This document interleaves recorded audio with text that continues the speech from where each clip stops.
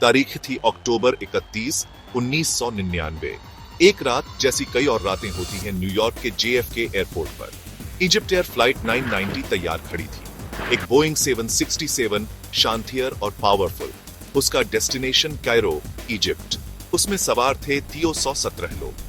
Passengers और crew अनजान थे उस किस्मत से जो उनका इंतजार कर रही थी। एक अंधेरा मंडरा रहा था, सिर्फ रात के आसमान में नहीं बल्कि फ्लाइट के थील में भी। ये कोई मामूली फ्लाइट नहीं थी, ये जल्द ही एविएशन हिस्ट्री में दर्ज होने वाला एक नाम बनने वाली थी। एक ऐसा नाम जो सवालों का दूसरा नाम बन गया, अलग अलग कहानियों और गहरे शक से जुड़ा हुआ। फ्लाइट 990 अपनी आखिरी यात्रा की तैयारी कर रही थी। एक ऐसा सफर जो बहुत जल्द खत्म होने वाला था।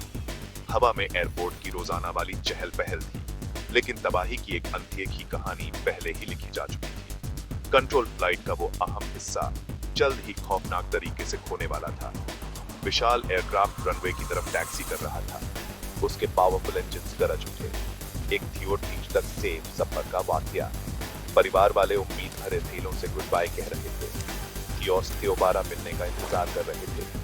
बिजनेस ट्रैवलर्स अपने मिशन पर फोकस थे, लेकिन समंदर ने कुछ और सोच रखा था। एक ठंडी, खामोश और गहरी आगोश। फ्लाइट 990 का रहस्य अपनी पहली सांस ले रहा था। इजिप्ट एयर फ्लाइट 990 के शुरुआती घंटे बिल्कुल नॉर्मल थे। बोइंग 767 रात के आसमान को चीरता हुआ आगे बाराच रहा था, अपनी तय ऊंचाई पर उड़ रहा था। फ्लाइट क्रू में तजुर्बेकार प्रोफेशनल्स थे। कैप्टन अहमद अल हबाशी कमांड में थे, एक वेटरन पायलट जिन्हें सालों का एक्सपीरियंस था। उनके साथ थे फर्स्ट ऑफिसर एडल अनवर। कॉकपिट में रिलीफ फर्स्ट ऑफिसर गमील अल बटूती भी थे और रिलीफ कैप्टन राउफ नूर-एल-दिन। थियो सेट्स ऑफ पायलट्स, जो एक लॉन्ग हॉल फ्लाइट के लिए स्टैंडर्ड होता है। कैबिन की लाइट्स धीमी थी। ज्यादातर पैसेंजर्स आराम करने की कोशिश कर रहे थे। न्यूयॉर्क से कायरो का सफर बहुत लंबा होता है, जो कई कॉन्टिनेंट्स और टाइम जोन्स से होकर गुजरता है। फ्लाइट अटेंडेंट्स चुपचाप आइल्स में घूम रहे थे। जहां जरूरत हो वहां कंफर्ट और एम्प्टी थी रहे थे। इंजन्स की आवाज एक लगातार सुकून थीने वाली आवाज थी, रात के इस विशाल फैलाव में एक लोरी जैसी। कोई सोच भी नहीं सकता था कि आगे कितना खौफनाक मंजर आने वाला है। ये शांति धोखा थीने वाली थी, एक ऐसे खौफ की शुरुआत जिसकी कल्पना भी नहीं की जा सकती। फ्लाइट का रास्ता उन्हें अटलांटिक के ऊपर ले गया, अमेरिका के समुद्री तट को बहुत पीछे छोड़ते हुए। एयर ट्रैफिक कंट्रोल से रूटीन कांटेक्ट बना हुआ था। सब कुछ स्मूथली चलता हुआ लग रहा था। पायलट्स आपस में स्टैंडर्ड बातें कर रहे थे। मौसम भी स्टेबल बताया गया था।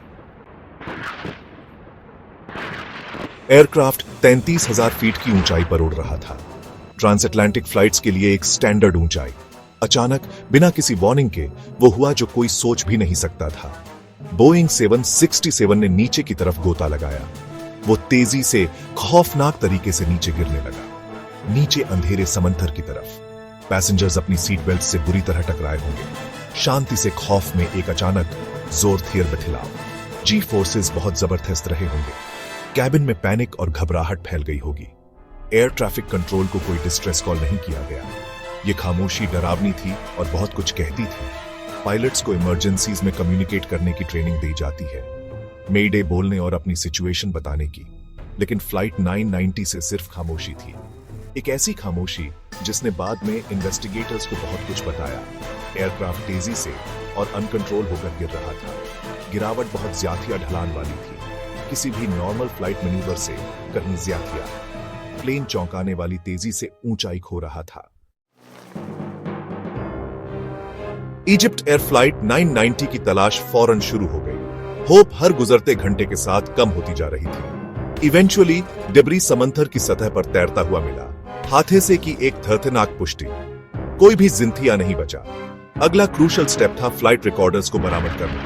The cockpit voice recorder CVR और the flight data recorder FDR। In black boxes में ही चाबी छिपी थी, उन आखिरी जानलेवा पलों के राज। CVR ने कॉकपिट से आने वाली आवाजों को रिकॉर्ड किया था। इसके कंटेंट्स इन्वेस्टिगेशन के लिए सबसे अहम बन गए और गहरे कंट्रोवर्सी की वजह भी। जैसे ही एयरक्राफ्ट ने डाइव करना शुरू किया, एक आवाज सुनाई, देख। ये आवाज रिलीफ को पायलट गेमील अल बटूती की पहचानी गई। उन्हें एक ही फ्रेज दोहराते हुए सुना गया। तवक्कल्त अला अल्लाह, इंग्लिश में इसका मतलब है आई रिलाई ऑन गॉड, यानी मैं अल्लाह पर भरोसा करता हूं। उन्होंने इसे काल्मली रिपीटेडली कहा, ओवर एंड ओवर, जैसे प्लेन नीचे गिर रहा था। फिर सीवीआर ने दूसरी आवाजें रिकॉर्ड की, कैप्टन अहमद अल हबाशी की आवाज। वो अपेरेंटली कॉकपिट में वापस आ गए थे। उनके शब्द अर्जेंट, डेस्परेट थे। What is this, what is this, वो चिल्लाए। सेक्शन 5 थियो इन्वेस्टिगेशंस की कहानी, सच का बंटवारा। इजिप्ट एयर फ्लाइट 990 के क्रैश की इन्वेस्टिगेशन शुरू हुई। इसे US national transportation safety board या एनटीएसबी ने लीड किया। यह स्टैंडर्ड प्रोसीजर था क्योंकि क्रैश इंटरनेशनल वाटर्स में हुआ था, पर यूनाइटेड स्टेट्स के पास। इजिप्शियन अथॉरिटीज ने भी पार्टिसिपेट किया, एयरलाइन और अपने देश की तरफ से। शुरुआत से ही टेंशंस मौजूद थे। थियो डिफरेंट कल्चर्स, थियो डिफरेंट पर्सपेक्टिव्स, और जल्द ही थियो बिल्कुल डिफरेंट कंक्लूजन्स। सच इस बंटवारे का शिकार होता देखा। एनटीएसबी ने मेटिकुलसली एविडेंस को एनालाइज किया, सीवीआर रिकॉर्डिंग्स, एफडीआर डेटा और समंदर की तह से मिला रेकेज। उनकी इन्वेस्टिगेशन एक एथेमी की तरफ इशारा कर रही थी, रिलीफ को पायलट गेमील अल बटूटी। एनटीएसबी ने कंक्लूड किया कि क्रैश उसकी एक्शंस का नतीजा था, एक डिलिबरेट एक्ट ऑफ सुइसाइड और बोर्ड पर मौजूद सभी थियो 116 दूसरे लोगों का मर्डर। अल बटूटी का बार बार थियो हराया गया phrase I rely on God को इमरजेंसी में डिवाइन हेल्प की गुहार नहीं, बल्कि एक ऐसे एथेमी के आखिरी शब्द माना गया जो मरने का पक्का इरादा कर चुका था। इजिप्शियन गवर्नमेंट और इजिप्ट एयर ने इस कंक्लूजन को जोरथियर तरीके से रिजेक्ट कर दिया। उन्हें एनटीएसबी के फाइंडिंग्स ऑफेंसिव और अनएक्सेप्टेबल लगे। सुइसाइड इजिप्शियन कल्चर और इस्लामिक मजहब में बहुत बुरा माना जाता है।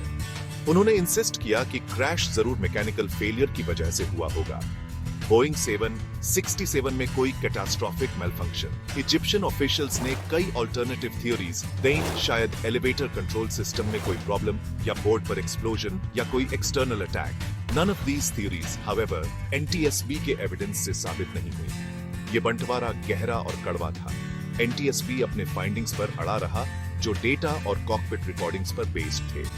इजिप्शियंस ने एनटीएसबी पर जल्दबाजी में फैसला करने और पोटेंशियल टेक्निकल फॉल्ट्स को इग्नोर करने का आरोप लगाया।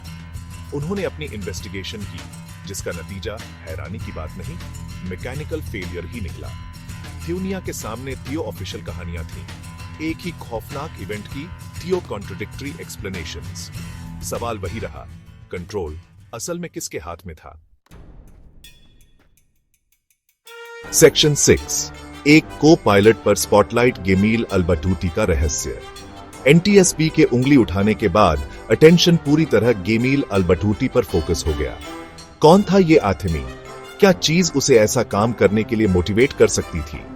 इन्वेस्टिगेटर्स ने उसके बैकग्राउंड की छानबीन की, उसकी पर्सनल लाइफ, इजिप्ट एयर में उसका करियर। अल बटूटी एक एक्सपीरियंस्ड पायलट था।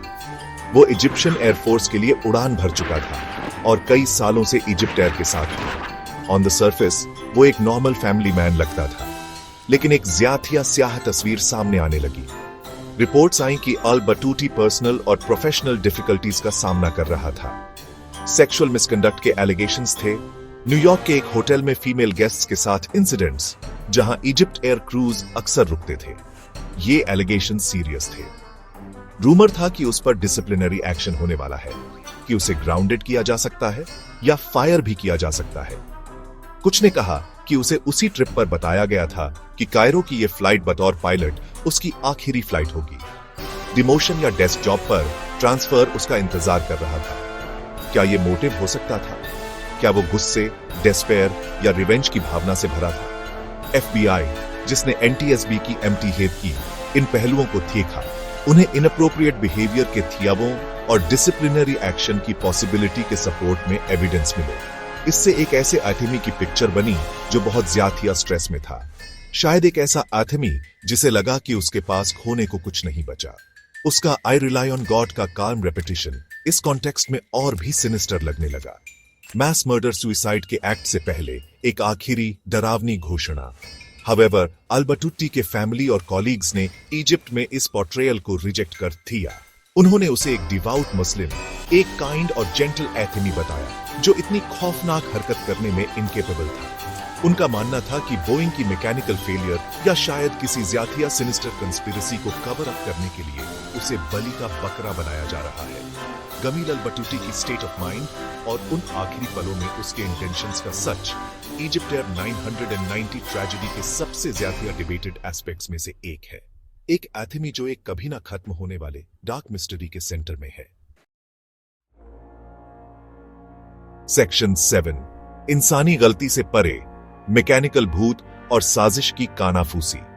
जहां एनटीएसबी पायलट सुसाइड पर फोकस कर रहा था, वहीं इजिप्शियन कैंप और कुछ इंडिपेंडेंट एनालिस्ट्स दूसरे रास्ते तलाश रहे थे। क्या कोई मैकेनिकल फेलियर क्रैश की वजह बन सकती थी? बोइंग 767 एक सोफिस्टिकेटेड एयरक्राफ्ट है जिसे स्टेबिलिटी और सेफ्टी के लिए डिजाइन किया गया है। बोइंग इंजीनियर्स ने इन्वेस्टिगेशन में पार्टिसिपेट किया।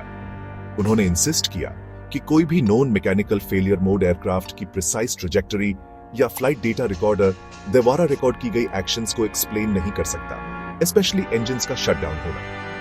However, NTSB रिपोर्ट के क्रिटिक्स ने पोटेंशियल इश्यूज की ओर इशारा किया। Aerospace engineer Philip Riddle for example ने आर्ग्यू किया कि NTSB की इन्वेस्टिगेशन फ्लॉड थी, कि उसने कुछ एविडेंस को निग्लेक्ट किया या मिस इंटरप्रेट किया। उन्होंने सजेस्ट किया कि प्लेन के एलिवेटर सिस्टम में problem, specifically power control unit PCU नाम के कंपोनेंट में अनकमांडेड डाइव की वजह बन सकती थी। दिस थ्योरी के हिसाब से पायलट्स एक मैलफंक्शनिंग एयरक्राफ्ट से लड़ रहे थे, एक दूसरे से नहीं, और अल-बटूती के शब्द एक डेस्परेट सिचुएशन में सच्ची प्रार्थना थे। फिर थी कंस्पिरेसी थ्योरीज। जैसा कि अक्सर अनएक्सप्लेन्ड एयर डिजास्टर्स के साथ होता है, बहुत सी थ्योरीज सामने आई। कुछ ने पॉलिटिकल मोटिव्स सजेस्ट किए। शायद फ्लाइट को किसी हाई प्रोफाइल पैसेंजर की वजह से टारगेट किया गया था, हालांकि ऐसे किसी पैसेंजर की ऑफिशियली पहचान नहीं हुई। अदर ज्यादा आउटलैंडिश थ्योरीज हिप्नोसिस या सीक्रेट मिलिट्री वेपन या किसी अननोन सिस्टम की बात करती थी जिसने ऑटो पायलट को ओवरराइड कर दिया हो।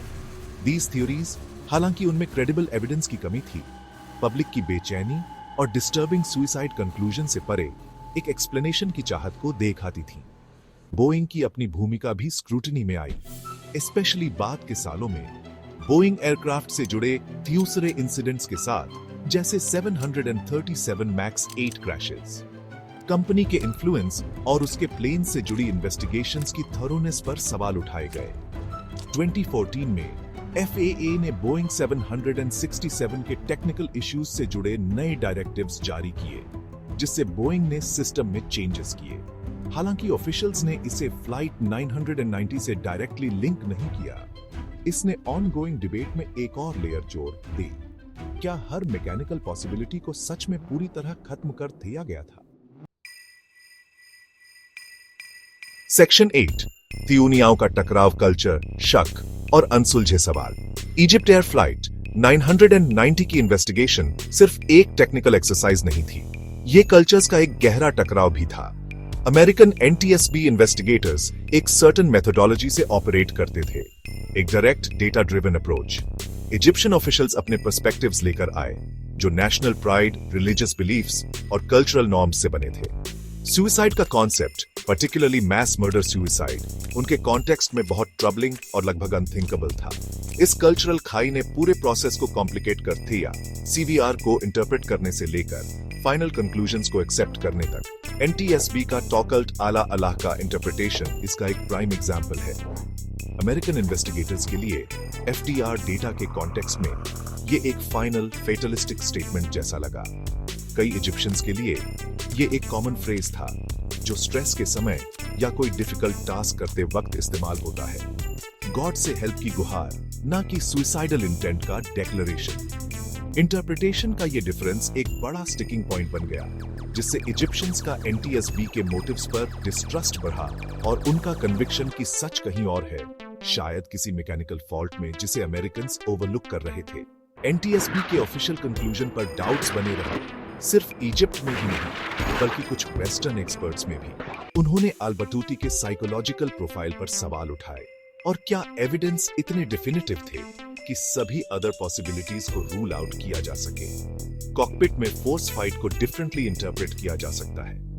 शायद कैप्टन हबाशी अल-बटूती की किसी एक्शन को करेक्ट करने की कोशिश कर रहे थे, जो इन टर्न एक परसीव्ड मैकेनिकल इश्यू को काउंटर करने की कोशिश कर रहा था, या शायद दोनों ही एक मैलफंक्शनिंग प्लेन से लड़ रहे थे। एक्सट्रीम स्ट्रेस में ह्यूमन एक्शंस की एम्बिग्युइटी बहुत ज्यादा होती है। इंफॉर्मेशन जो सालों बाद सामने आई, उसने भी इन डाउट्स को हवा दी। बोइंग 767 को लेकर FAA डायरेक्टिव्स, फिलिप रिडल जैसे इंजीनियर्स की क्रिटिसिज्म्स, सबने इस सेंस को कंट्रीब्यूट किया कि केस पूरी तरह क्लोज्ड नहीं था। ऑफिशियल नैरेटिव, एटलीस्ट वेस्ट में, पायलट सुसाइड ही रहा, लेकिन कई लोगों के लिए अनसर्टेनिटी का एक पाथेल मंडराता रहा। इन्वेस्टिगेशन ने international air crash inquiries conduct करने की चैलेंजेस को हाईलाइट किया, स्पेशली जब कल्चरल सेंसिटिविटीज और नेशनल रेपुटेशंस त्याग पर हो। यूनिवर्सली एक्सेप्टेड ट्रूथ की तलाश मुश्किल साबित हुई। सेक्शन 9, अशांत आसमान, इजिप्ट एयर 990 की विरासत। थियो थेश्क से ज़्याथिया गुजर चुके हैं जब इजिप्ट एयर फ्लाइट 990 अटलांटिक में गिरी थी। फिर भी आसमान इसकी याद से अनसेटल्ड है। क्रैश का ऑफिशियल कॉज आज भी डिस्प्यूटेड है। थियो नेशंस और थियो इन्वेस्टिगेटिव बॉडीज के बीच एक गहरा डिसएग्रीमेंट। थियो 117 विक्टिम्स के फैमिलीज के लिए एक सिंगल यूनिवर्सली एक्सेप्टेड ट्रूथ कि ये कमी उनके कभी ना खत्म होने वाले पेन और ग्रीफ को और बढ़ाती है। उनके पास अनआंसर्ड क्वेश्चंस और उस भयानक रात की हॉन्टिंग इकोज रह गई है। फ्लाइट 990 की लेगेसी कॉम्प्लेक्स है। ये एविएशन की वनरेबिलिटीज का एक कड़वा रिमाइंडर है, सिर्फ मैकेनिकल फेलियर्स या एक्सटर्नल थ्रेट्स का ही नहीं, बल्कि कॉकपिट के अंतर ह्यूमन एलिमेंट का भी। NTSB का कंक्लूजन अगर एक्सेप्ट किया जाए तो इसे एयर डिजास्टर्स की एक रेयर और डिस्टर्बिंग कैटेगरी में रखता है, जो डिलिबरेट पायलट एक्शन की वजह से हुए। ये पायलट स्क्रीनिंग, फ्लाइट क्रूज के लिए मेंटल हेल्थ सपोर्ट और उनके हाथों में सौंपी गई इमेंस रिस्पॉन्सिबिलिटी के बारे में गहरे सवाल उठाता है। कंट्रोल, अपने मोस्ट लिटरल और फिगरेटिव सेंस में। इन्वेस्टिगेशन के आसपास की कंट्रोवर्सी ने भी अपनी छाप छोड़ी।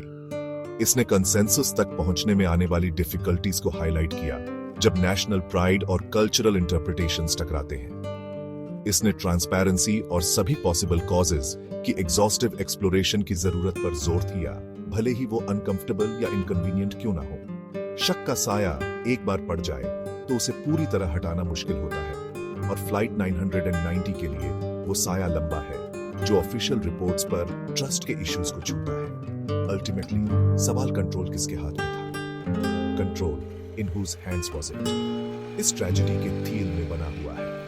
क्या ये एक डिस्ट्रॉट को पायलट के हाथों में था, जो तबाही की एक ऐसी हरकत करने पर मजबूर हो गया जिसके बारे में कहा भी नहीं जा सकता? या ये एक कैटास्ट्रॉफिक मैकेनिकल फेलियर की भेंट जाराच गया, मशीन में एक ऐसा भूत जिसने अपने ह्यूमन ऑपरेटर्स को बेबस कर दिया? और जैसा कुछ लोग अब भी कानाफूसी करते हैं, क्या कोई थ्यूसरी ज़्यादा छिपी हुई ताकतें काम कर रही थी? इजिप्ट एयर फ्लाइट 990 के आखिरी पल समय में कैद है, एक ऐसे डिजास्टर का चिलिंग टेस्टमेंट जो आज भी मिस्टिफाई करता है और हमें याद दिलाता है कि कुछ सच शायद हमेशा हमारी पहुंच से दूर